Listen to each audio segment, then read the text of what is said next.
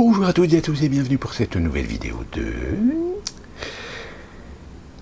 Le titre est assez évocateur, je le pense, et finalement reste dans la continuité de ces vidéos dans lesquelles je vous ai déjà fait la démonstration de ce que je vous explique depuis maintenant un certain temps, qui est la déliquescence intérieure du pays dans le cadre de ce programme, de ce projet, de cette volonté des mondialistes, des globalistes, de faire une sorte de provocation de la destruction des États-nations.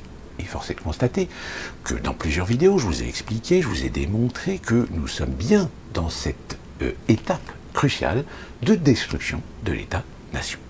Et force est de constater que ce qui s'est passé samedi dernier, entre autres informations sur lesquelles je reviendrai en fin de vidéo, est la preuve que nous sommes bien en face d'une déliquescence de l'État, d'une déliquescence de l'autorité qui n'est plus capable de gérer les impondérables, les inconvénients, les potentiels risques de sécurité.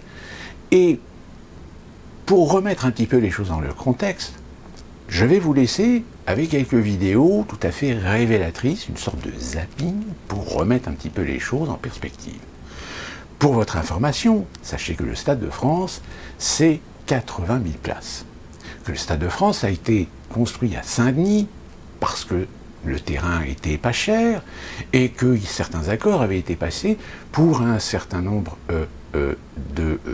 d'intérêts locaux, économiques et sociaux pour permettre évidemment à la société gérante de l'espace ou du Stade de France d'embaucher des personnes locales. Vous voyez un petit peu l'accord, le juste compromis, le juste consensus, en échange de réductions sur les prix des terrains, etc., de certaines facilités, voire même de notre participation à ce grand projet qui consistait à construire un Stade de France pour accueillir la Coupe du Monde de 1998, eh bien, soyez quand même assez indulgents sur le fait de nous autoriser à pouvoir accéder à peu près la moitié ou voire 70% des postes à pourvoir exclusivement réservés pour des personnes sans emploi ou en reclassement, etc. de la Seine-Saint-Denis et plus particulièrement de Saint-Denis. Cette politique a toujours été active et vous verrez même dans la vidéo, je vous ferai une petite référence qui explique parfois pourquoi certaines situations, certaines conséquences sont tout à fait explicables, mais qu'on ne veut pas expliquer parce que, évidemment, ça va à l'encontre d'une certaine doxa. Donc, je vous laisse avec ce petit zapping et on se retrouve tout de suite après.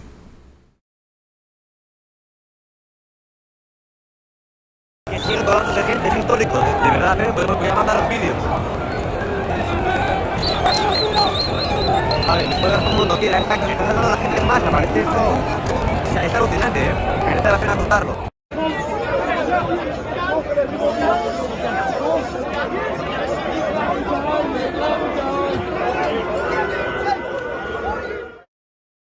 Ici c'est Paris. Il y a ici son papier sur Galmido. On rentre à un match. Les gens sont achetés 5 000, 6 000 pour un gratuit. Liha France, je vais niquer la France bientôt. On gagne.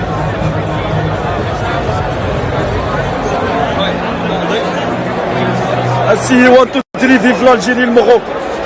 On est ensemble. Des journalistes présents au stade, certains ont filmé le chaos. Eh bien, l'un d'entre eux a été contraint d'effacer ces vidéos. Il est avec nous depuis le Royaume-Uni. Bonsoir, good evening, Steve Douglas. Good evening to you as well. Alors, vous êtes un journaliste anglais de l'agence de presse AP. Vous étiez donc au stade samedi. Vous avez pris des vidéos de cette confusion. Mais ensuite, la sécurité vous a arrêté et vous a emmené dans une cabine, c'est ça? Okay, yes. So I was a reporter at the match. J'étais reporter, accrédité sur le match. Et j'ai entendu parler d'un potentiel chaos au niveau des portes d'entrée. Donc je suis descendu et j'ai vu qu'il y avait des fans qui tentaient de manière sporadique de forcer la sécurité. Sans montrer de ticket, qu'ils en aient ou non. Certains ont pu courir jusqu'au stade, d'autres ont été attrapés. Pendant quelques instants, j'ai pris une vidéo de ce qui se passait.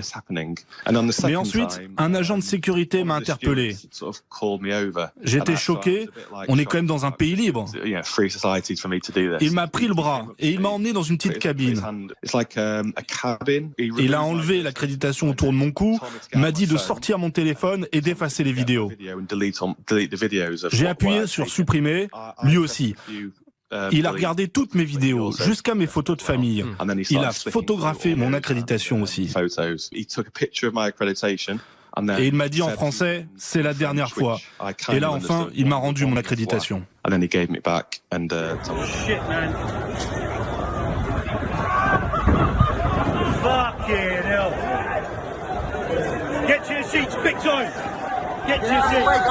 Il y avait beaucoup de rues qui n'étaient pas policiers du tout. Donc, la police nous a harcelés, nous a agressés avant. Et quand il y avait besoin de la protection de la police après, il n'y avait rien. Ils sont disparus. Donc, ça veut dire que ces jeunes ados qui habitent dans une partie de la France qui était très déprivée ont été permis de faire ce qu'ils voulaient. Moi, j'ai des amis qui étaient harcelés, qui étaient agressés par ces jeunes ados locaux. Il y avait certains qui a dû aller à l'hôpital pour du traitement. C'était le craquage et c'était tout créé par les institutions françaises qui n'ont pas fait le boulot pour la préparation de ce match. Et ça, c'est dangereux toujours maintenant. Pas pour moi, parce que je suis au Royaume-Uni, je ne serai pas au Stade de France tout de suite, mais pour les Français qui vont aller au match au Stade de France, ou bien sûr partout en France. Parce que ça, si c'est la tactique de la police française, c'est dangereux pour chaque citoyen de la France. Je rentre dans le stade, premier message mensonger de l'UEFA, les supporters anglais sont arrivés en retard, enfin vous savez, due to late arrival, machin. Mensonge, les Anglais ils étaient là à 17h30 entassés comme des c'est le message, ça m'avait échappé. Dans le stade, on a dit c'est à cause de l'arrivée tardive des supporters que le... Ouais, il y a eu deux messages différents. Le premier c'était un mensonge. Ce qui était un mensonge, ça déjà. Les supporters anglais sont arrivés 2 heures avant. Ils étaient là, entassés, et on a évité un drame justement parce qu'ils sont restés très calmes. Donc le message a été changé en disant problème d'organisation, 21h30 le coup d'envoi, lamentable, le match a lieu. Moi je me dis, au moment où il y avait plus d'anglais de mon côté, donc au moment où je me dis c'est terminé, je me dis ça va être le bordel. Le but c'est d'aller vite au métro 13. Donc coup d'envoi, coup de sifflet final, je sors avec les premiers anglais un peu tristes de la défaite. Là il s'est passé la même chose qu'à l'entrée du stade, c'est-à-dire que dès que les policiers voyaient des anglais, ils les gazaient. Il faut le dire, sans aucune raison. À la sortie du stade? Ah ouais, il y a eu du gazage d'anglais gratuit. On le voit avant sur les vidéos, mais moi je l'ai vu de mes yeux, j'ai pris du gaz dans la gueule. Un père et son fils, ils sont fait gazer. Dès qu'il y avait il y avait des échauffourées à ce moment-là, ou il n'y avait rien de particulier? Rien, absolument rien. Gazage comme ça, gratuit? Ah oui, paf, du lacrymo comme ça. Donc, c'est dingue. Voilà, ça c'est dingue. Il y avait très très peu de policiers. Là on a vu quelques groupes, quelques bandes de banlieue arriver, mais genre un peu faire les cons, courir, tout ça. On prend l'espèce de chemin qui mène jusqu'à la ligne 13. Donc là, il y a 1 kilomètre en fait. Il y a 8 minutes de marche. C'est une espèce de bordel sans lumière ni rien. Et là, je me dis, tiens, c'est bizarre. Il n'y a pas de couloir de sécurité fait par la police. J'ai fait tous les stades d'Europe. Normalement, tu as un corridor de sécurité qui t'amène. Il n'y avait rien. Il y avait 3-4 flics qui se baladaient, qui en branlaient pas une. Je le dis, je suis désolé. Et là, on a vu des bandes avec les Anglais. Il y avait des pères de famille, des mamans, des jeunes, tout ça. On a vu des bandes des bandes de banlieue arriver, ultra organisées, par groupe de 10-12.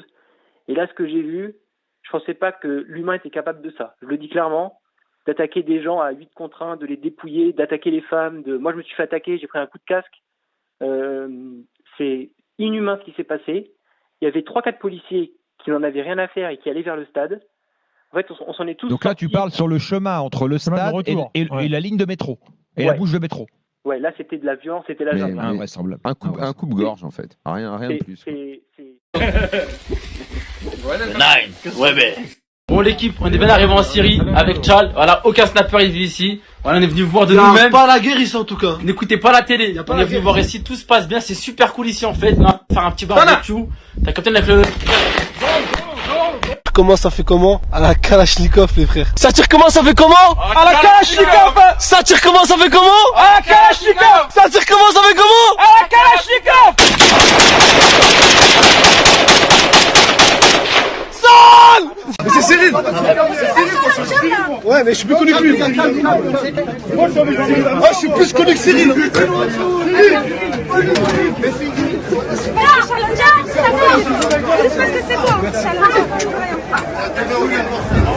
Cyril, je suis passé de ma partie.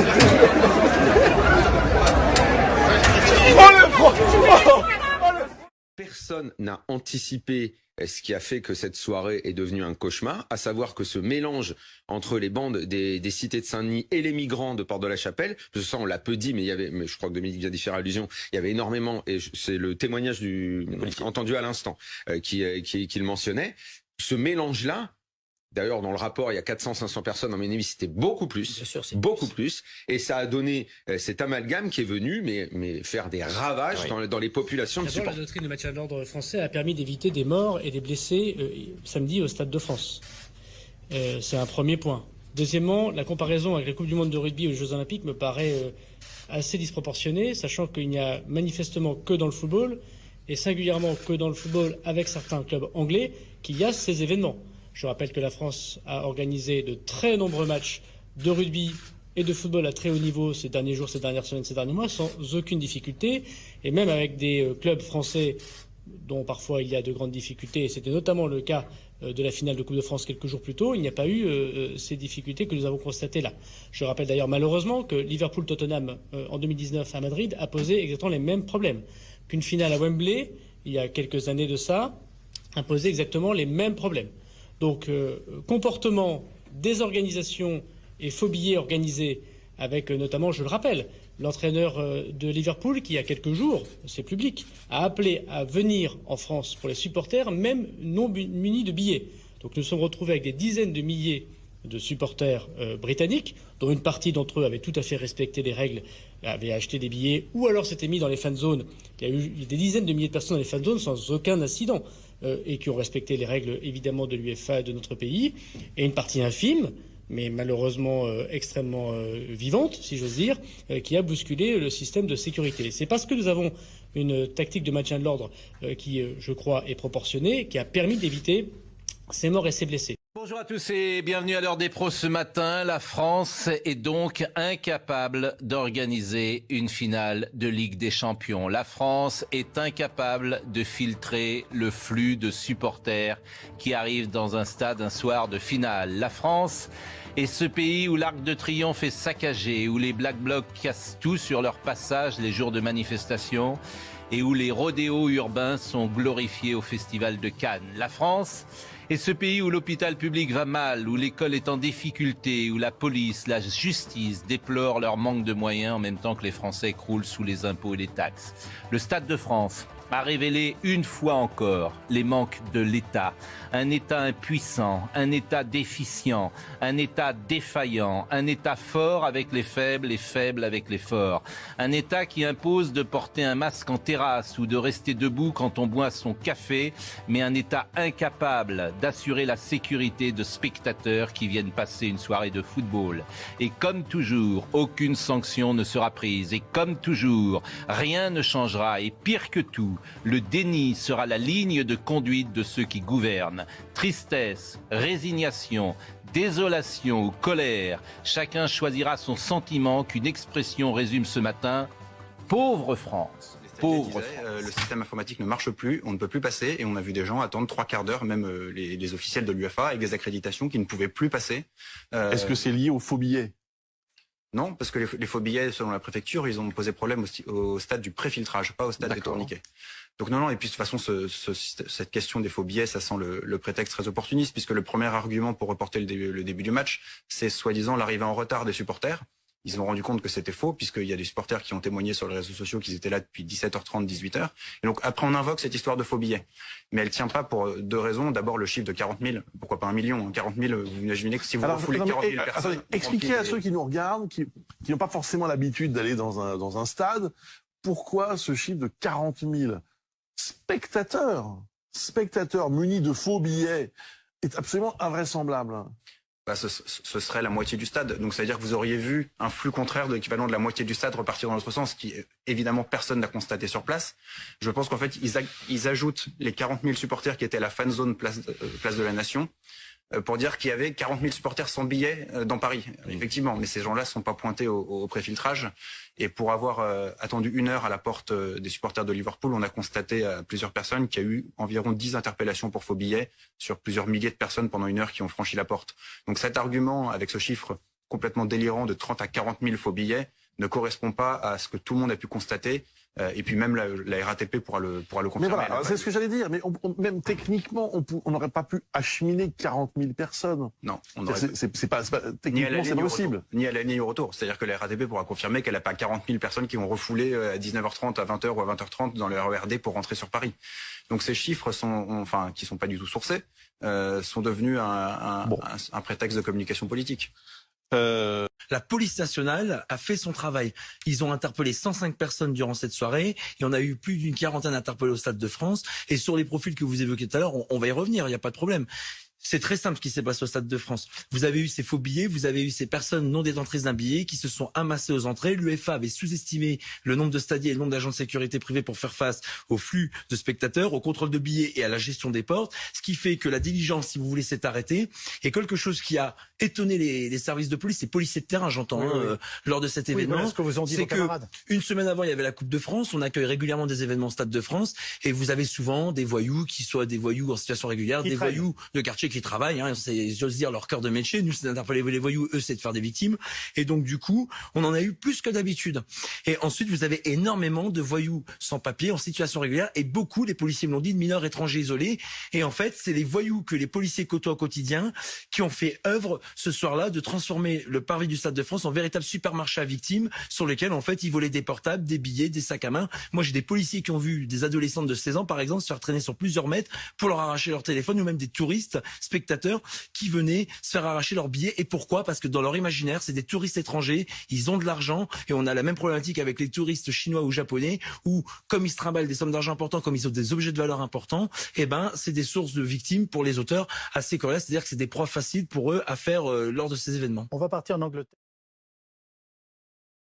Une nouvelle information ce matin, il y aura à nouveau une grève sur le RERB ce vendredi, pour le match de foot toujours entre la France et le Danemark. Alors il faut quand même noter, Laurent Neumann, les mots utilisés par l'intersyndicale. Oui, l'intersyndicale explique en gros que la grève de samedi dernier, qui a occasionné tant de déboires, tant de problèmes autour du Stade de France, a créé une forme de fiasco, que ce fiasco a bien inversé le rapport de force entre les salariés, les syndicats d'un côté et la direction de la RATP, et que surtout la médiatisation mondiale, c'est les mots qui sont employés par cette intersyndicale, cette médiatisation mondiale a rendu cette grève extrêmement importante. Je rappelle qu'ils réclament une prime de 1 500 € pour leur implication pendant la pandémie, pendant la crise du Covid, que cette prime n'a pas été accordée par la direction. Et donc, ils annoncent qu'ils vont refaire grève, mais pas n'importe quand, vendredi 3 juin. Qu'est-ce qui se passe vendredi 3 juin ? France-Danemark, la confrontation au Stade de France entre les deux pays dans le cadre de la Ligue des Nations. On peut imaginer que les mêmes problèmes pourraient créer les mêmes effets. En tout cas, pour accéder vendredi soir au Stade de France, faudra de nouveau passer par le RERD, comme samedi lors de la finale de la Ligue des Champions. Bon, tout combat social et syndical peut avoir ses justifications, mais enfin, parler de réussite, bon, c'est quand même, compte tenu de ce que ça a engendré, et pas seulement d'ailleurs comme perturbation, mais on peut rappeler quand même que 200 personnes ont été prises en charge médicalement pour des soins légers. Bon, à vous de vous faire une opinion, bien sûr, mais c'est vrai que les organisations syndicales de la RATP ont décidé donc de lancer un nouvel appel à la grève sur le RERB. Et donc, remettons les choses dans leur contexte. Comme vous le savez, je suis aux États-Unis et en naviguant sur Internet, tout d'un coup, je suis tombé sur des premières vidéos, des vidéos qui commençaient à tomber, aux alentours de 6 heures, heure française.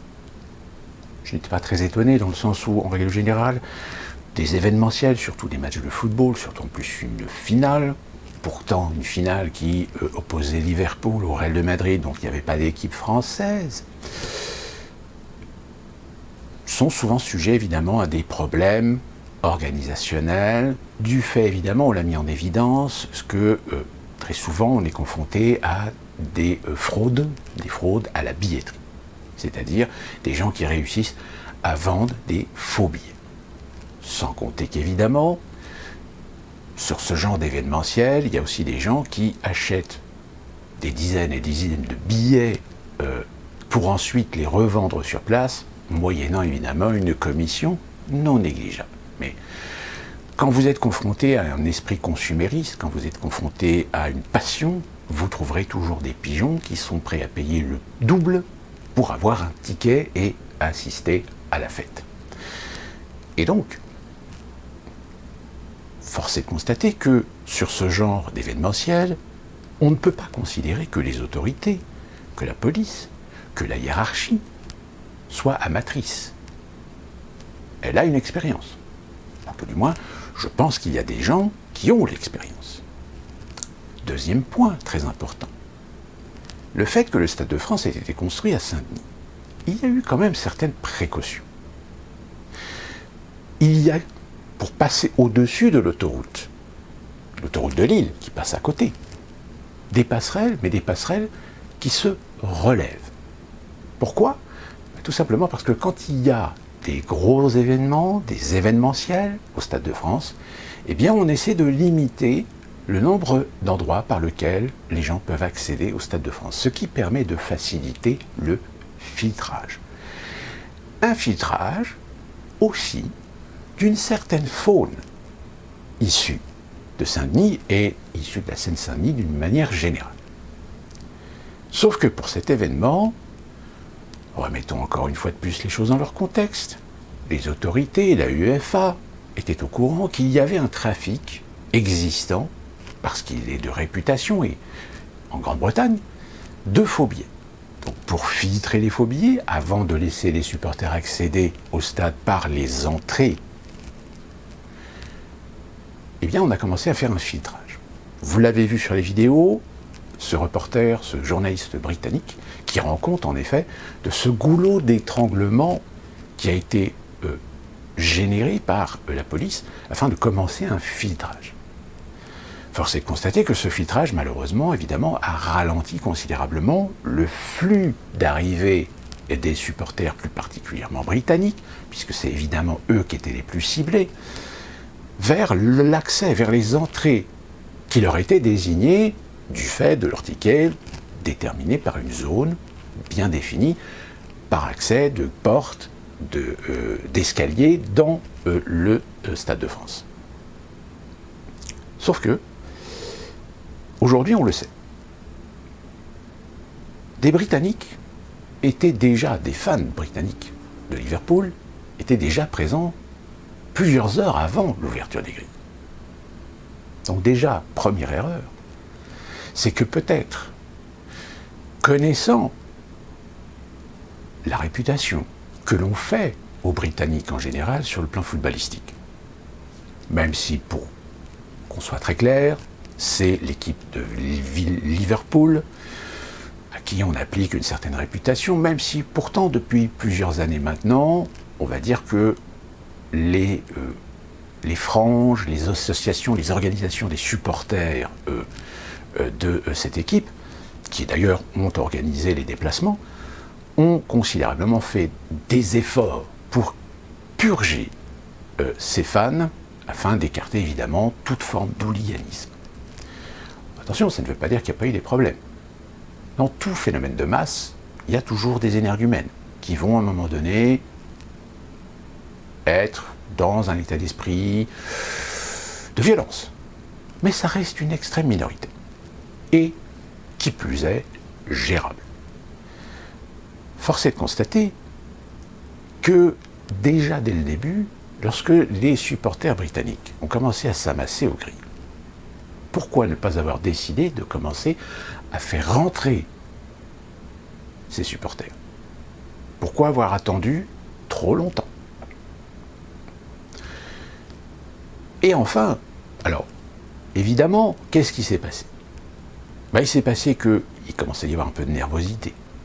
De nervosité sur le fait que l'organisation, très clairement, n'était pas suffisante.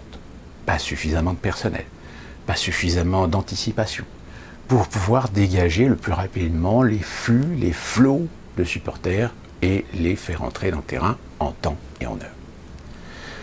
L'argument qui est sorti, c'est ces fameux faux tickets, ces fameux faux billets. Et je rappelle, pour essayer de filtrer déjà les faux billets, il y a eu déjà un filtrage qui était fait en amont par la police, dans des conditions discutables en matière de sécurité. Car en effet, force est de constater qu'au vu des images, le moindre mouvement de foule, ça risque de poser problème.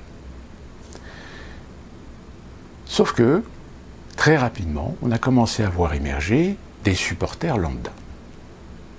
Je dis supporters lambda, entre guillemets. Puisque l'on le sait, pour les supporters de Liverpool, ont été réservés au niveau de la billetterie 20 000 tickets. Et également, pour les supporters du Real Madrid, 20 000 tickets. Donc c'est-à-dire 40 000 tickets qui ont été réservés à la vente pour les supporters des deux équipes. Le reste, donc 40 000 places, ont été vendues évidemment à ceux qui voulaient assister à ce match de foot. Alors à des différents niveaux, puisque évidemment, dans le Stade de France, vous avez le petit siège en plastique au prix de base, et après vous avez les loges de luxe. Sauf que on a commencé à voir une faune. Une faune commençait à arriver sur place. Une faune identifiable. Identifiable, contrairement à ce que certains aujourd'hui sur les réseaux sociaux sont en train d'essayer de nous dire. Oui, c'est pas parce que ça porte un survêt, une petite pochette, que c'est basané ou truc comme ça, que c'est forcément de la racaille. Oui, en effet. Sauf que on a affaire quand même à des gens dans la police, on a affaire à des gens dans des policiers en civil, puisqu'il y avait des policiers en civil, comme toujours d'ailleurs, qui sont noyés dans le public, qui ont l'expérience pour identifier, en effet, le jeune innocent qui n'a rien à se reprocher, du jeune qui est certainement là, pas seulement pour assister à un match de foot, mais bien pour faire son business. Et force est de constater que par la suite, on a vu ce qu'on a vu sur ces images, c'est-à-dire des resquilleurs qui ont sauté les barrières, des resquilleurs qui sont passés parfois en dessous même des tourniquets pour frauder. Je vous ai mis cette image de ce jeune homme qui a été en Syrie, joué de la Kalachnikov, et qui, aux côtés de Cyril Hanouna, d'ailleurs on attend toujours un petit peu sa réaction à Cyril Hanouna, est volontairement passé sous le tourniquet, et la jeune femme, qui très clairement est une jeune femme qui fait partie du personnel pour contrôler, vérifier, filtrer. Lui dit textuellement, et vous l'avez bien entendu, il dit c'est bien parce que c'est toi. Eh bien là, je vais revenir sur un petit point, petite parenthèse, de ce que je vous disais en début de vidéo, sur le fait qu'il y a eu des accords de passé pour embaucher des gens issus de la Seine-Saint-Denis, ou de Saint-Denis. Quand je dis des gens, j'espère que vous comprenez ce que je veux dire, c'est-à-dire que l'on est confronté au même problème, que l'on est confronté dans la France entière, de ces gens que l'on embauche parfois, que l'on embauche sur place, que l'on embauche dans le secteur, qui sont issus de la diversité, qui sont issus des quartiers, et qui malheureusement ne font pas preuve d'un professionnalisme certain. Alors, ils ne font pas preuve d'un professionnalisme parce qu'ils en ont peut-être rien à foutre, mais aussi parce que, comme ils sont issus des quartiers, ils sont connus. Ils connaissent eux-mêmes les bandes, les trafics. Et que des fois, lorsqu'ils sont confrontés à ces jeunes issus des mêmes quartiers que chez eux, que croyez-vous qu'il se passe? Eh bien, ces personnes, même si elles sont bien intentionnées, sont confrontées devant une situation compliquée. Soit ils font leur boulot professionnel, ils refusent, ils ne cèdent pas, il ne faut pas de largesse. Mais dans ce cas-là, ils prennent le risque de vengeance, de répercussion. Et donc, facilité, ils laissent faire, ils laissent passer, ils ferment les yeux. Parce que si ils font leur boulot, eh bien, je dirais que ceux qui feront leur boulot connaissent pertinemment les conséquences et qu'en règle générale, ils ont tout intérêt à déménager, à ne plus vivre dans ces quartiers, de ne plus avoir de relations avec ces jeunes, de ne plus avoir de relations avec ces endroits. C'est pour ça d'ailleurs qu'aujourd'hui, beaucoup de sociétés de sécurité qui placent leurs agents dans certains endroits s'arrangent pour que les agents ne soient pas des natifs, ne soient pas des habitants, ne soient pas des résidents des endroits où ils sont amenés à travailler, pour éviter justement ce genre de problème. Sauf que, malheureusement, au Stade de France, on a pu voir et on a pu constater que ce n'est pas le cas. Parenthèse fermée. Et donc, on a vu ce qu'on a vu. Les commentaires sur Internet ont été extrêmement virulents. Très rapidement, dès le samedi soir et dès le dimanche, j'ai pu observer sur la presse britannique et la presse espagnole énormément de témoignages de gens qui voulaient assister à une fête, qui pensaient pouvoir passer un bon moment. Mais attention, beaucoup d'entre eux ont témoigné aussi de ce qui leur est arrivé en dehors du stade. Et quand je dis en dehors du stade, c'est que vous avez beaucoup de témoignages de gens, d'Espagnols ou de Britanniques, qui se sont dit, puisqu'on est là, autant profiter de la capitale, profiter de Paris. Eh bien, je peux vous dire que les témoignages, ils ne sont pas du tout en notre faveur. Alors en effet, il y a toujours la magie de Paris, son architecture, son histoire, la Tour Eiffel, le Louvre, etc., qui a émerveillé ces témoins. Mais, non sans quand même signaler qu'ils ne se sentaient pas forcément en sécurité. Et lorsqu'il a fallu aller vers le stade, en dehors de ceux qui ont été pris en charge par des organisations, par des associations de supporters, beaucoup d'entre eux se sont déplacés par eux-mêmes, par leurs propres moyens. Et là, c'est la déferlante. Évidemment, quand vous débarquez dans un endroit que vous ne connaissez pas, vous n'êtes pas forcément au courant, vous n'êtes pas forcément sans savoir qu'il y a des endroits, qu'il y a des quartiers, qu'il y a des lieux, qu'il y a des zones qu'il vaut mieux ne pas fréquenter. Malheureusement, beaucoup de supporters ne le savaient pas. Malheureusement, beaucoup de supporters n'en étaient pas conscients. Et ils sont tombés irrémédiablement dans le piège. Ils ont été capturés dans les filets de toute cette racaille, de toutes ces bandes organisées, qui ont pratiqué non seulement l'extorsion, genre je garde mon véhicule, il est à toi ce véhicule, moi je veux bien te surveiller ton véhicule, mais tu me files 50 €, sinon ton véhicule on le pouille. Il y a même une famille britannique qui a admis que à la fin du match, vu la soirée d'horreur qu'ils avaient passée à l'extérieur, ils ont même payé 90 € à un jeune pour les aider à sortir de la Seine-Saint-Denis, à partir de la Seine-Saint-Denis, pour rejoindre la capitale, rejoindre le train, la gare du Nord ou la gare... oui, c'est la gare du Nord. Donc, si vous voulez, en matière d'image, là, on a quasiment tout faux. Mais encore à la rigueur, dérapage, situation compliquée, situation non anticipée, car déjà aujourd'hui, lundi 31, nous sommes en face de certains témoignages de professionnels, y compris de la police, qui le disent. Très clairement, manque d'organisation et surtout beaucoup de dysfonctionnement dans la chaîne de commandement. Cette fameuse chaîne de commandement. Darmanin. Darmanin qui n'a pas eu d'autre idée que de tout mettre sur le dos des Britanniques. C'est-à-dire que depuis 72 heures, Darmanin maintient son argumentaire, c'est la faute des Britanniques, c'est la faute des faux billets, etc.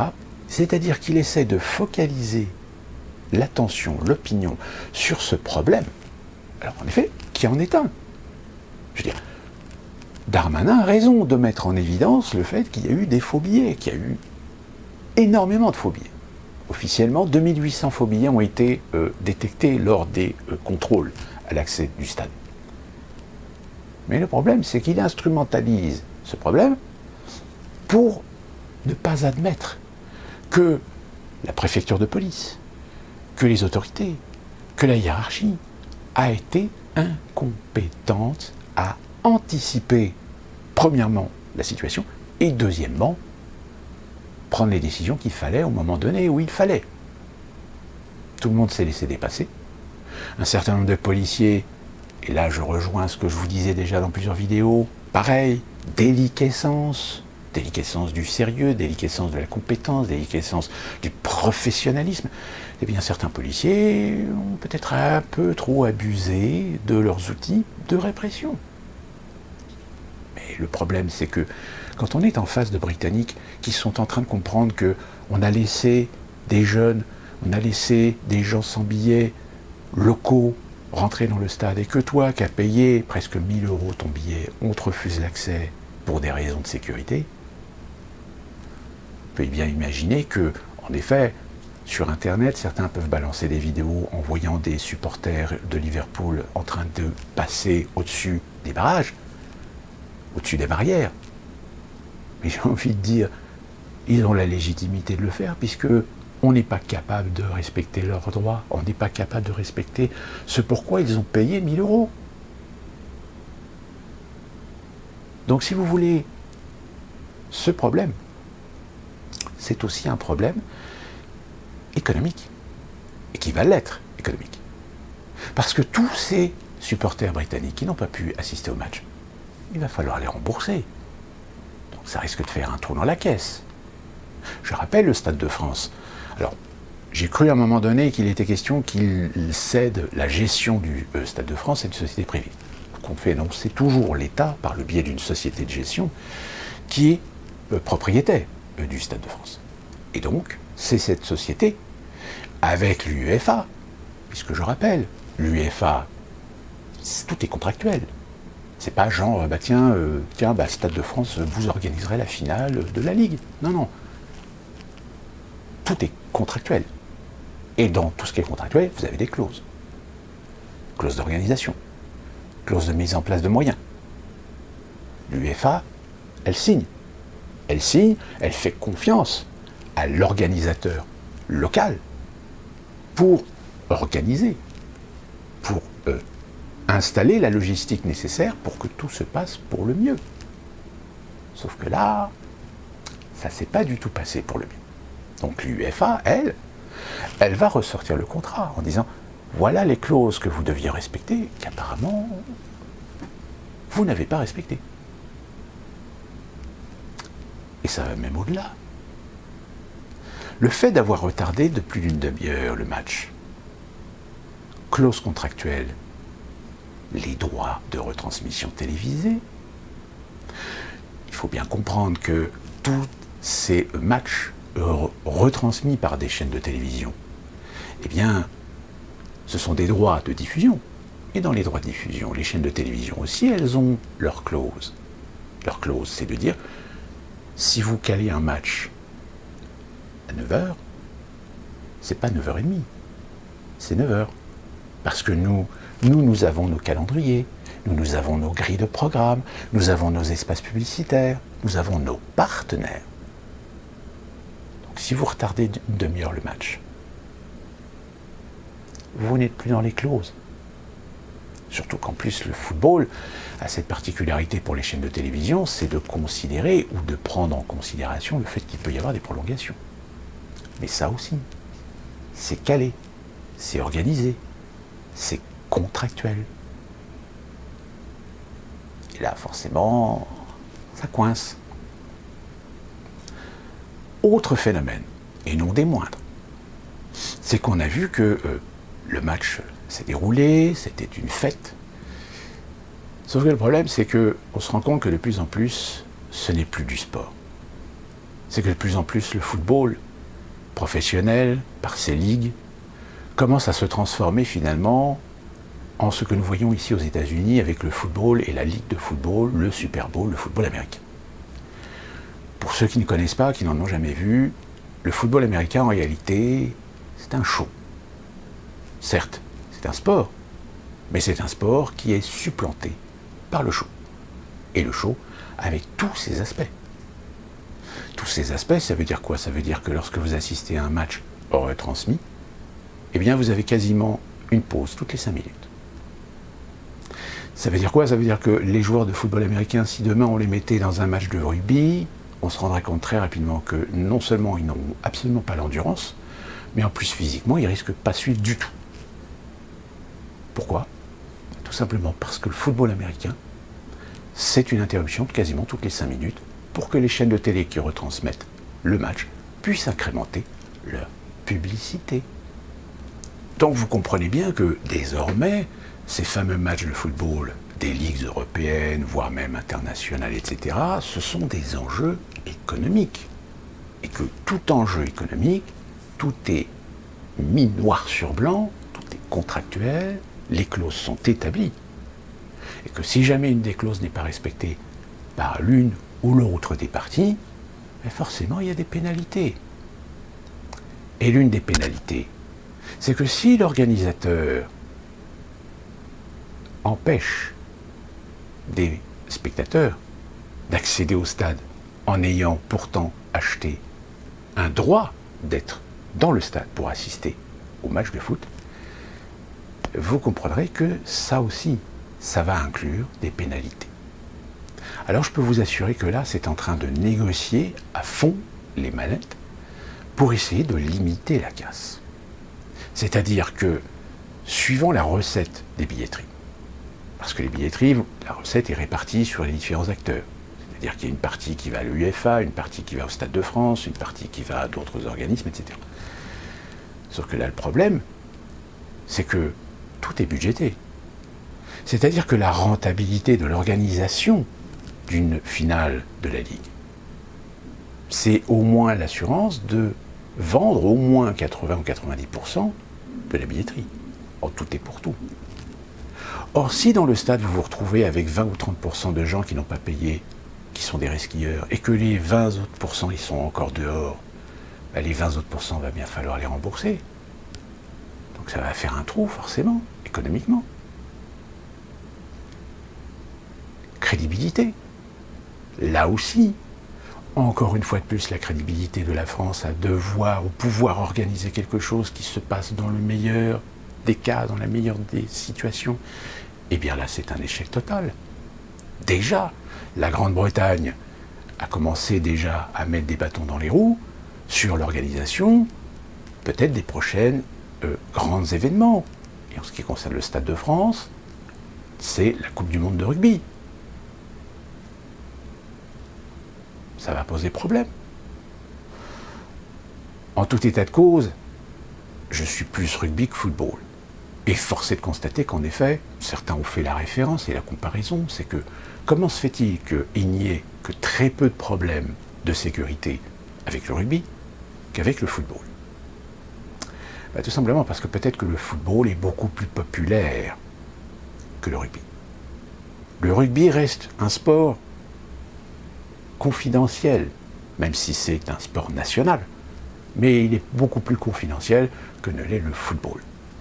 Et le rugby, même si depuis maintenant une vingtaine d'années le rugby a été professionnalisé, il est beaucoup moins sujet à des intérêts économiques que le football. Il suffit de voir tous les acteurs, tous les partenaires, toutes les activités économiques qui dépendent du football, comparativement au rugby, pour en être convaincus. Et derrière, évidemment, tous les phénomènes de starisation des joueurs. Pascal Praud, vous l'avez vu dans la vidéo, a soumis l'idée que si la racaille s'est déplacée vers le Stade de France, c'est aussi peut-être parce qu'il y avait de la star, en l'occurrence Benzema. Même si, est-ce que c'est vraiment l'essentiel de ce qui a fait déplacer cette faune vers le Stade de France? Je ne pense pas. Le problème, c'est le même problème auquel nous sommes confrontés de plus en plus dans la plupart des grandes villes françaises touristiques. C'est que, de par le laisser-faire, de par les politiques qui ne veulent pas assumer ou ne veulent pas affronter la réalité. Et par conséquent, on sont incapables aujourd'hui de prendre des décisions. Eh bien, nous avons laissé se développer une faune, j'appelle bien ça une faune urbaine, qui aujourd'hui, surtout dans les lieux touristiques, eh bien, c'est du pain béni. Et forcément, quand vous avez un Stade de France à Saint-Denis, le 9-3, de réputation, qui attire des supporters étrangers, que croyez-vous qu'il va se passer? Technically, be careful, the stadium is in Saint-Denis. Sorry, what? The stadium is in Saint-Denis, not in Paris. So Which is a suburb of Paris? No, the one now. Sorry, Which is a suburb of Paris, yes or no? It's not Paris. So maybe is that it might near Paris, Thierry? That might jinx the same. Yeah, it's just it's very near. But trust me, you don't want to be in Saint-Denis. It's not the same as Paris. Yes. Micah. Trust me.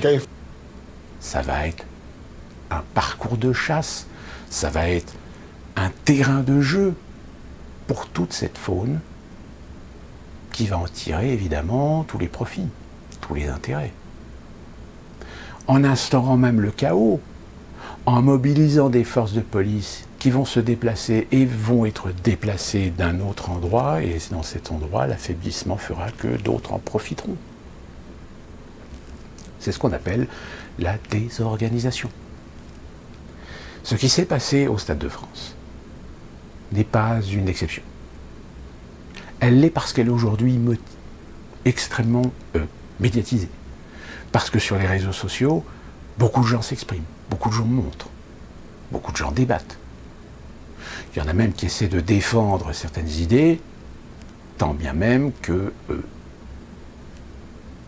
c'est encore cette idée idéologique de protéger la minorité, la diversité, mais qui n'y arrive pas parce que de toute façon, comme d'ailleurs on l'a montré avec Darmanin, qui disait que c'était la faute des Britanniques, et plein de gens évidemment se sont mis à tweeter des vidéos en montrant que non, c'était pas des Britanniques. Parce que les Britanniques au moins on pouvait les repérer parce qu'ils portaient le maillot de leur équipe. Ce qui est une spécificité d'ailleurs un petit peu dans la culture anglo-saxonne, surtout aux États-Unis, c'est que par exemple aux États-Unis, ça peut arriver qu'il y ait des problèmes, mais d'une manière générale, on n'a pas ce genre de problème. Pour vous dire, les supporters des deux équipes d'un grand match, dans les stades, ils sont mélangés. C'est pour cette raison que d'ailleurs les supporters de l'équipe qui reçoit l'autre équipe s'habillent généralement de la couleur de leur équipe pour que dans le stade, eh bien, c'est la couleur dominante de l'équipe qui prédomine. Mais d'une manière générale, tous les supporters sont mélangés. La seule différence, c'est que, comme d'ailleurs l'a expliqué une certaine personne, c'est que le football en Europe essaie justement de rendre les compétitions plus familiales.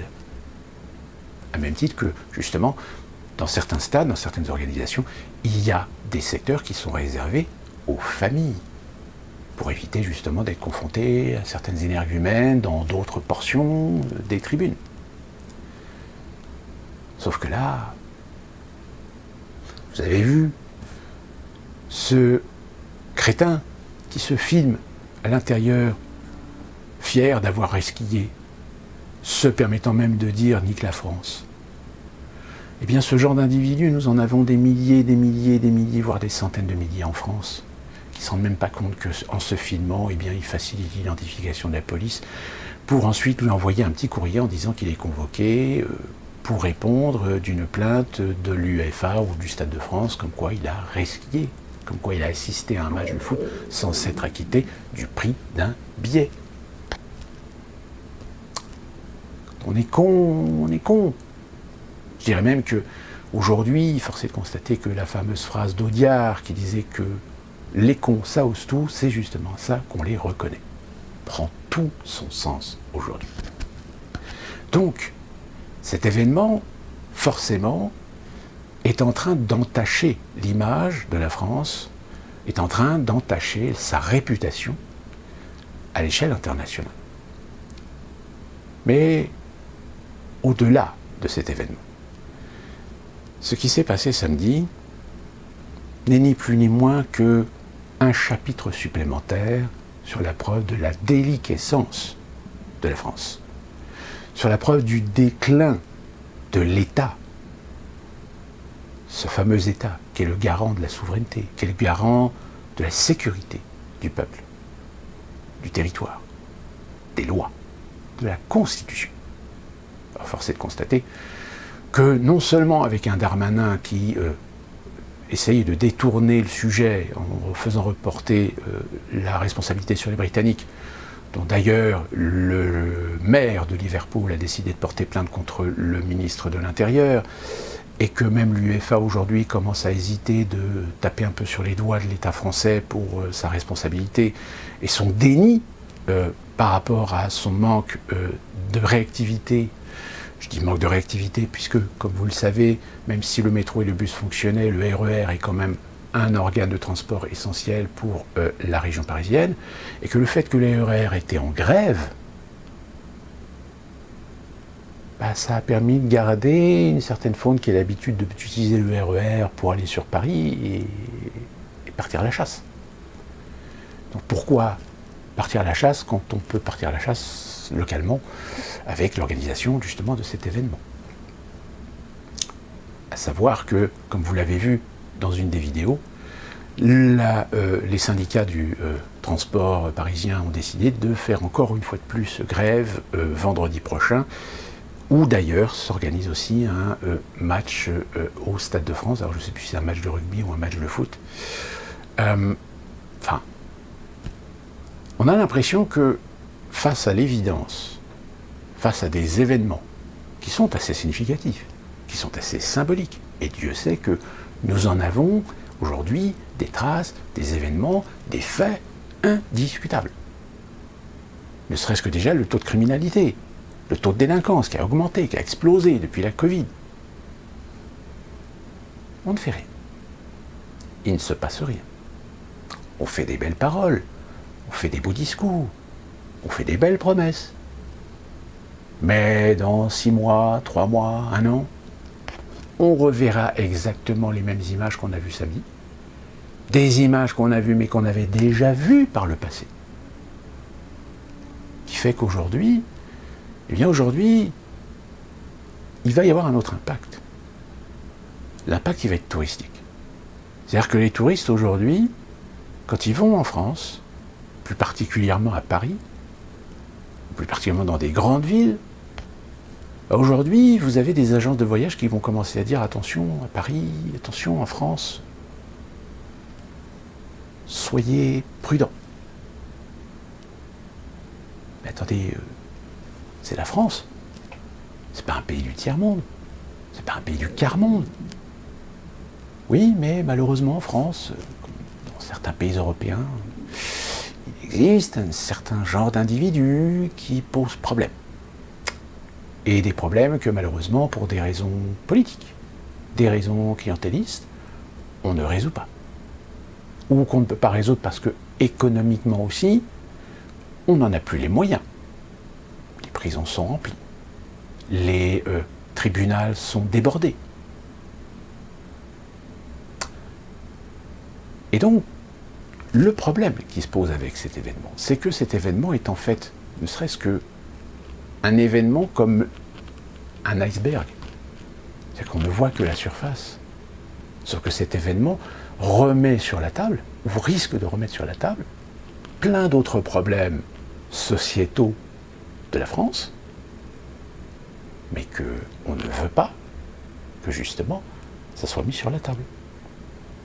Et donc au final de cet événement, eh bien cet événement, il remet aussi en perspective d'autres problèmes. Un des problèmes, et je reviens justement sur ce que je vous disais sur cette jeune femme qui a laissé resquiller peut-être une connaissance, puisque apparemment il semblerait qu'elle connaît cet individu, c'est aussi un des problèmes que l'on rencontre dans beaucoup de secteurs d'activité.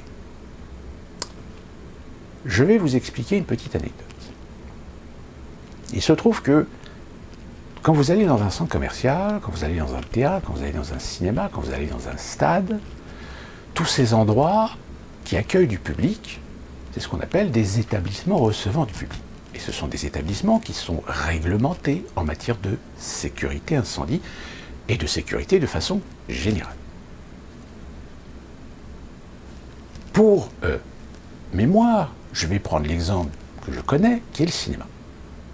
Pour les plus anciens d'entre vous, peut-être vous vous souvenez que dans les années 50, 60, dans le cinéma, on observait un monsieur qui était là de façon permanente. Ce monsieur, c'était un pompier. Pourquoi?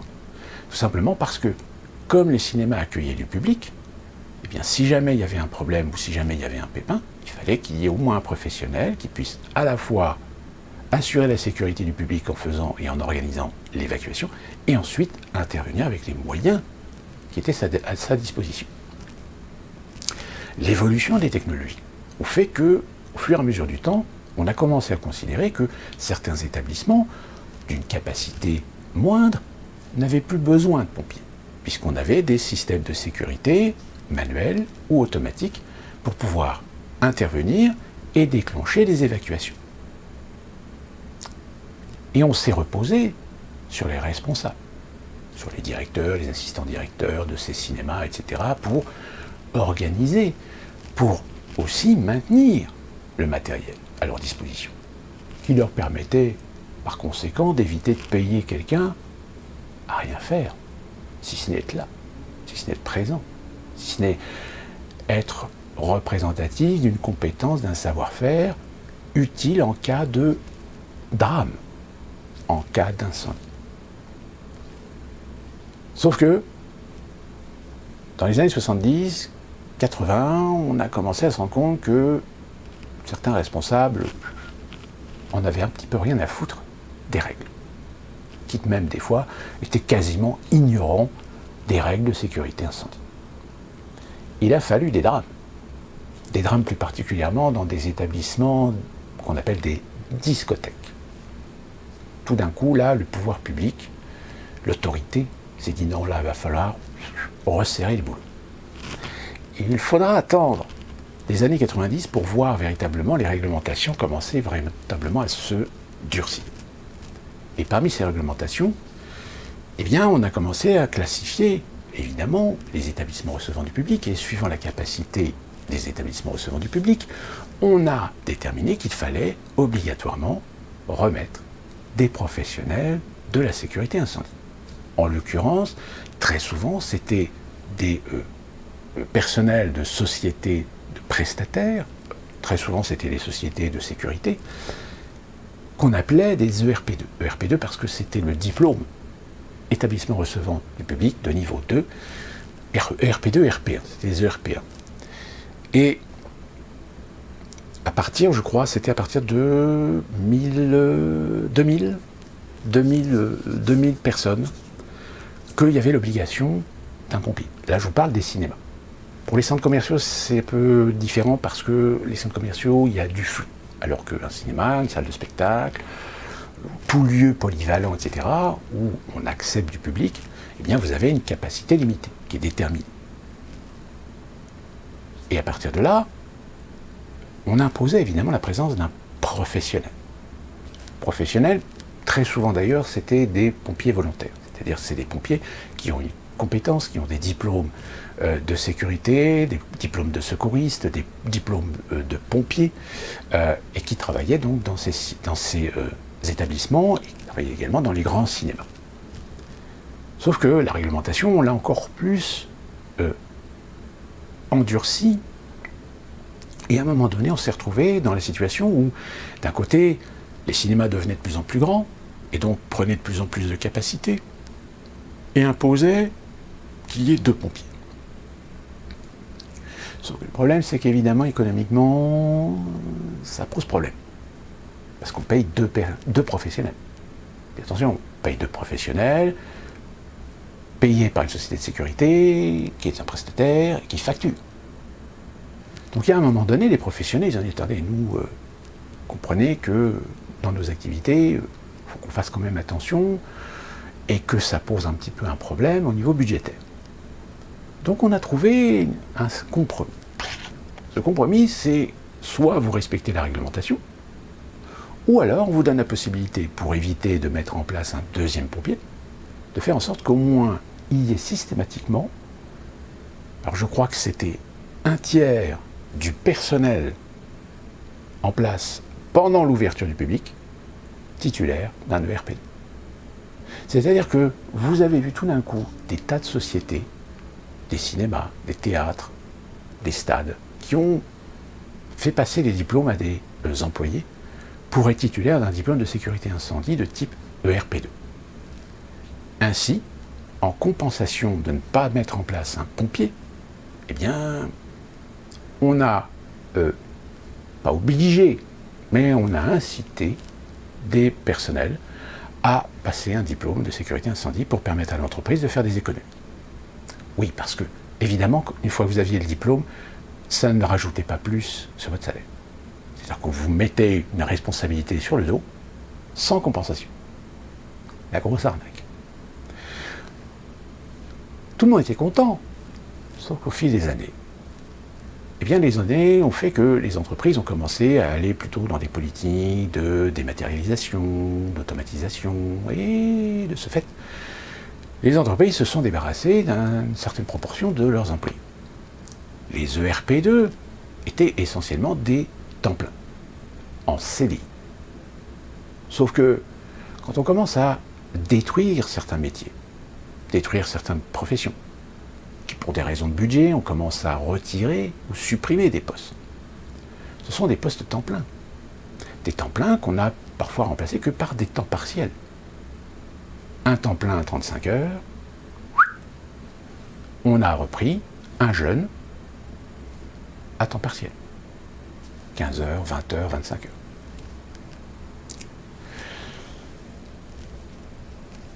Sauf qu'à un moment donné, ils se sont rendus compte que c'est gentil de se débarrasser des contrats à durée indéterminée en temps plein 35 heures, mais ils se sont rendus compte que il y a des fois, ils n'avaient plus de RP2. Et que normalement, ils étaient dans l'illégalité en ouvrant leur cinéma au public.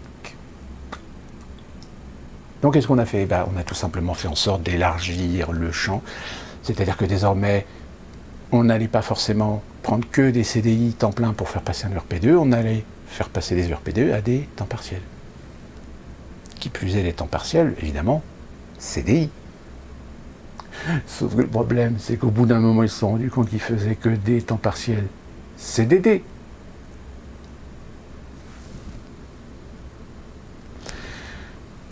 Et puis, au bout d'un moment, ils se sont rendus compte aussi que les CDD temps partiel commençaient à se rendre compte que de toute façon, le discours qui était officiel, c'est-à-dire, vous savez, un 35 heures, abandonnez l'idée d'accéder à un 35 heures. Il n'y aura plus de 35 heures, il n'y aura plus de temps plein. Donc finalement, au bout d'un moment, on a commencé à voir au fil des années une sorte de roulement. C'est-à-dire des gens qui arrivaient, qui signaient des CDD ou des CDI temps partiel, mais qui restaient 2, 3, 4 ans dans la société, et qui après partaient.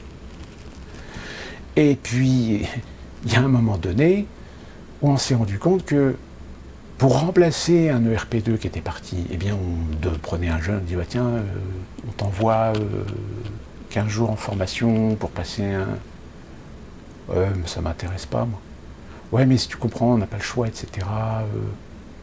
Je vous rappelle, il n'y a pas de compensation, il n'y a pas d'augmentation de salaire, il n'y a rien. Voilà. Donc il y a quand même des jeunes qui se sont laissés un petit peu bourrer le mot en disant oui, mais tu comprends, si tu as ton ERP2, peut-être qu'on pourra te signer un CDD, un CDI, pardon, peut-être on pourra te passer, on pourra augmenter tes heures, peut-être un 35 heures, si jamais quelqu'un s'en va, on va peut-être te remplacer, on te mettra, tu seras prioritaire. Voilà, on achète. Bon, ça va qu'un temps, parce qu'au bout d'un moment, ceux qui ont passé le RP2 il y a 3-4 ans et qui se rendent compte qu'ils sont toujours dans la même situation et qu'ils n'ont aucune opportunité qui leur est offerte, qu'ils n'ont aucun avantage, etc., au bout d'un moment, ils se barrent. Sauf qu'au bout d'un moment, ils se sont rendus compte qu'ils envoyaient des gens passer le diplôme de RP2, mais qu'on n'avait rien à foutre. Et que souvent, il y en avait certains qui ne passaient pas l'examen. Alors, qu'est-ce qu'on a fait ?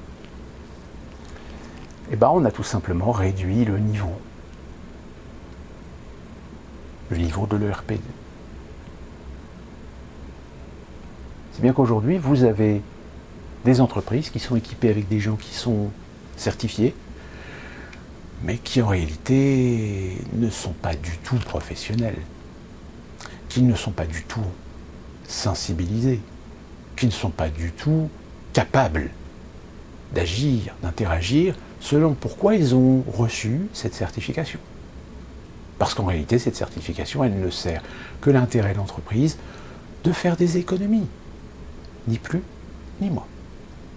Alors pourquoi je vous raconte cette histoire ? Tout simplement pour que vous preniez conscience que c'est ce qui est en train de se passer dans pas mal de secteurs. Et que finalement, c'est pour ça qu'on entend des problèmes de professionnalisme, des problèmes de comportement, des problèmes de savoir-faire. La police, souvenez-vous, cette affaire où des jeunes ont commencé à faire la fête, à fumer le tarfouf dans une école de police, que des policiers ont été obligés d'intervenir dans leur propre école de police. On a baissé les niveaux. On a des besoins en personnel. On va faire des recrutements. On a 10, 15, 20 000 postes de policiers à pourvoir dans l'échelle nationale. Si là-dessus vous rajoutez l'intérêt des politiciens de caresser dans le sens du poil la diversité, de caresser dans le sens du poil toutes les idéologies progressistes, etc. Et finalement intégrer des gens dans des sections, dans des secteurs, alors qu'en réalité, ils n'en ont ni le profil, ni les compétences, ni les connaissances, ni le niveau intellectuel, ni la maturité. Eh bien, j'ai envie de dire, ça donne ce flic qu'on a vu en train de balancer du poivre sur des pauvres supporters qui ne veulent que simplement pouvoir jouir de ce pourquoi ils ont payé 1 000 €. Voilà. C'est aussi ça que révèle ce qui s'est passé samedi au Stade de France. Est-ce qu'on va en tirer des leçons ? Non. Ça ne fera qu'empirer la situation. Mais je vous le dis, et je le répète, ça n'empire la situation parce que c'est voulu, c'est volontaire. Parce que là où vous aviez autrefois, ou même encore peut-être aujourd'hui, vous aviez des professionnels qui tiraient la sonnette d'alarme pour dire attention, là on a le RER qui est en grève, on est à Saint-Denis.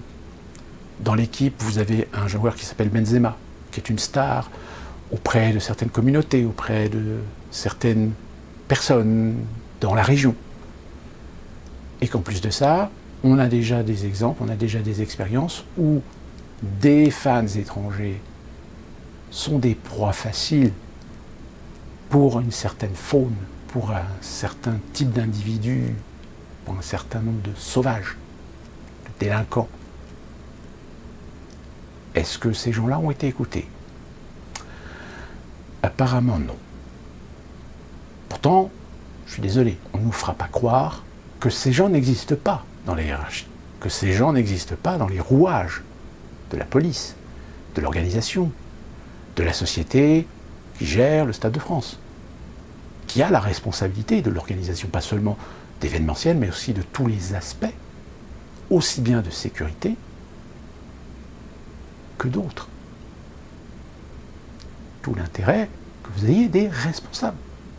Vous avez des responsables, vous avez des superviseurs, vous avez des assistants directeurs, des assistants managers. Tous ces gens-là font partie d'une chaîne qui doit normalement faire en sorte que rien ne soit oublié, que rien ne soit omis. Sauf qu'encore une fois de plus, si à la tête, vous avez des gens incompétents, vous avez des gens sirop de pompe, des gens qui veulent faire valoir leurs ambitions personnelles, eh bien de temps en temps, ils font taire certaines voix. Ils cachent sous le tapis certains dysfonctionnements. Et c'est exactement ce que fait Darmanin en focalisant l'attention et en focalisant son discours sur les supporters britanniques. Donc évidemment, tous ceux qui ont été témoins, qui ont été présents, et d'ailleurs même des journalistes britanniques et espagnols, vous les avez vus, entendus, lus. Eh bien non, ce n'est pas vrai. Ce ne sont que des actes localisés, minoritaires, isolés. On dénie le problème. On ne dénie pas le fait qu'il y a un problème avec les faux billets. On ne dénie pas le fait que sur tous les grands événements sportifs, il y a des réseaux criminels qui réussissent à faire du profit en mettant en place des structures parallèles de faux billetteries, de fausses billetteries. Ça existe, ça a toujours existé. Donc il y a un moment donné, si vous voulez, vous avez envie de dire, mais ok, vous avez un billet papier avec un QR code ou un truc comme ça. Mais finalement, est-ce que c'est pas désuet?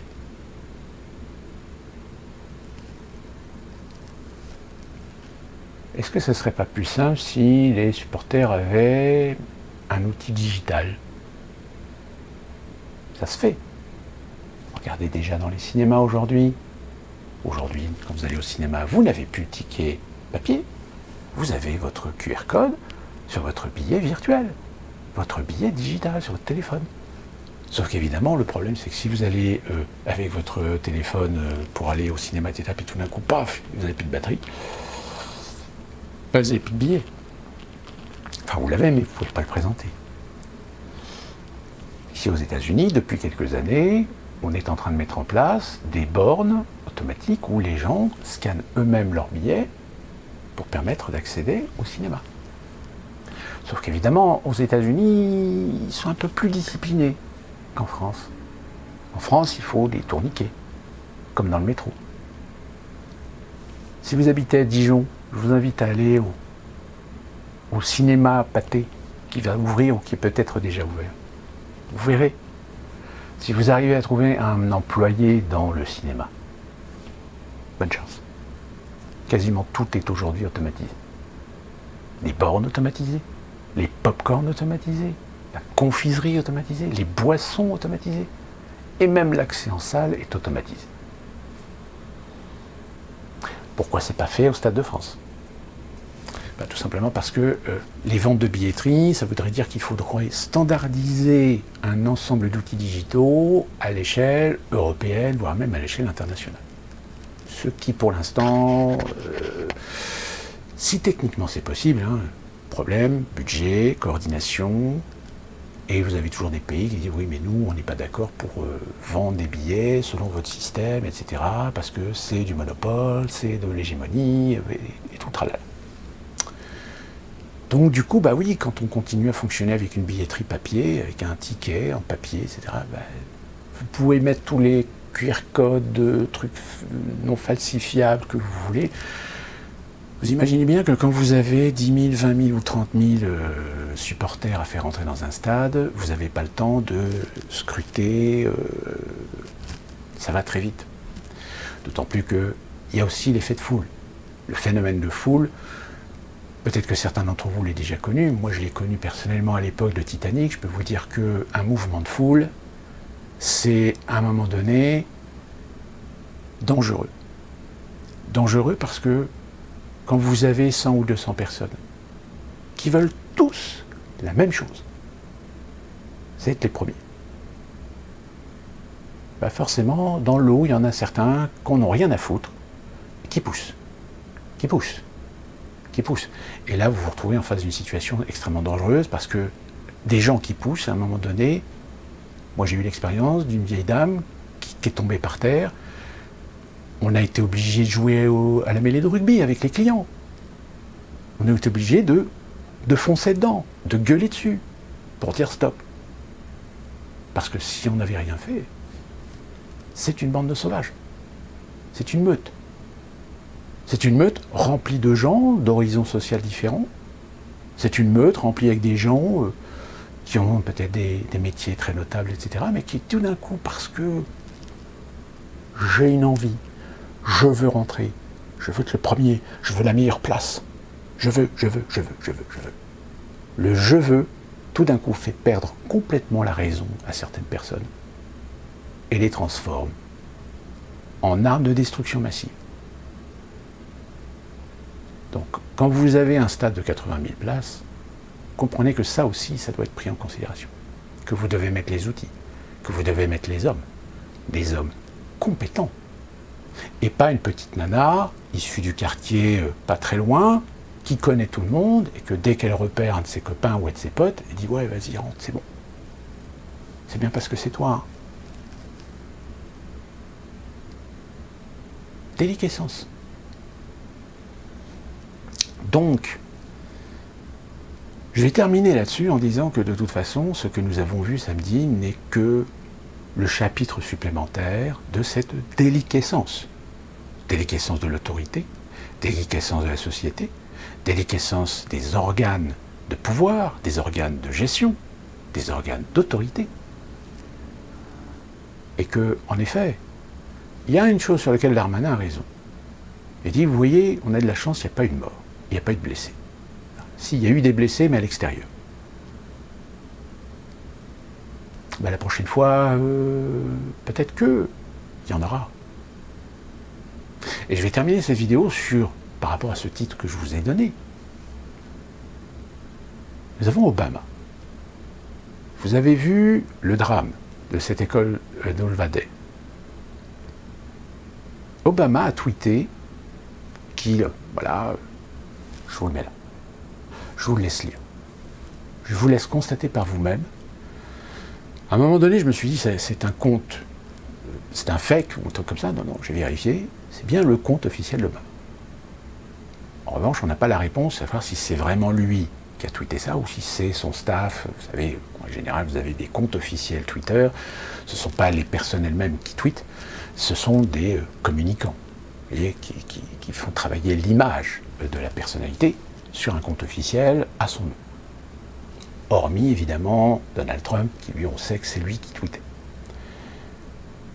Mais si c'est bien Obama qui a fait ce tweet, là encore, on est dans la déliquescence complète. Le mec utilise un drame, qui, je le rappelle, un jeune de 18 ans, d'origine hispanique, pète les plombs, prend une arme, tire sur sa grand-mère, va ensuite dans une école, tire sur 2 personnes à l'extérieur, tire sur le gardien, va dans l'école, va dans une classe et flingue tous les gamins et les 2 professeurs. Uvalde étant une petite contrée du Texas, qui est à plus de 70% hispanique. Eh bien, Obama a trouvé le moyen de faire un lien avec un retour sur la violence policière, l'affaire George Floyd, et promouvoir une organisation pour aider des municipalités à mieux gérer sa police, à mieux gérer peut-être le defund, c'est-à-dire éviter peut-être aider à baisser les budgets de la police. C'est quoi le lien?